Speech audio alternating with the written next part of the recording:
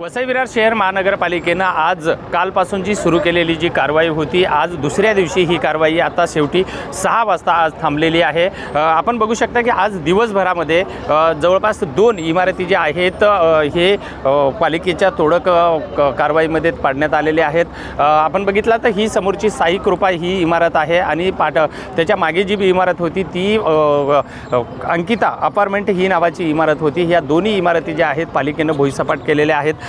काल ही 4 मजली इमारत भुईसपाट करण्यात आलेली होती। आज ही दिवसभर जी कारवाई चाललेली आहे या संदर्भात माझ्यासाठी बोलण्याची उपायुक्त दीपक सावंत सर आहेत। सर, काय सांगणार एकंदरीत कशा पद्धतीची कारवाई होती, आज कशी कारवाई झाली? आज संपूर्ण दिवसामध्ये सकाळपासून वसई विरार शहर महानगरपालिकेच्या पथकाने 2 इमारती निष्कासित करण्यात आलेल्या आहे। साई कृपा आणि अंकिता या 2 इमारती आज निष्कासित करण्यात आलेल्या आहेत। या 2 इमारतीपैकी साई कृपामध्ये 60 फ्लॅट होते, G+4 ची बिल्डिंग होती आणि अंकिता आहे त्याच्यामध्ये 12 फ्लॅट होते, असे एकूण 72 फ्लॅट होते।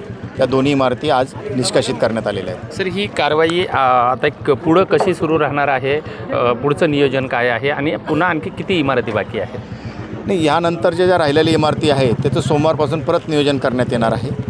आज शनिवार रविवारी कारवाई करण्यात येणार नाही, सोमवारपासून पुनश्च जे राहिलेली इमारतीचं नियोजन करण्यात येणार आहे। आता शिल्लक किती इमारती राहिल्या सर, आणि त्या इमारतीतले रहिवासी किती आहेत? अजून 31 इमारती शिल्लक राहिलेल्या आहेत। हे होते उपायुक्त दीपक सावंत। आणि आजची जरी कारवाई थांबली असली तर उद्या शनिवार रविवार ह्या 2 दिवसामध्ये कारवाई होणार नाही आहे, मात्र सोमवारपासून पुन्हा सलग ही कारवाई सुरूच राहणार असल्याचं सांगण्यात आलं आहे। विजय गायकवाड, TV9 मराठी, नालासोपारा।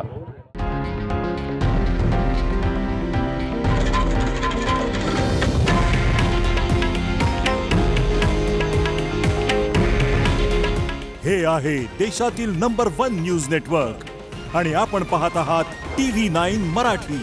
काळजी तुमची, हित महाराष्ट्राचं।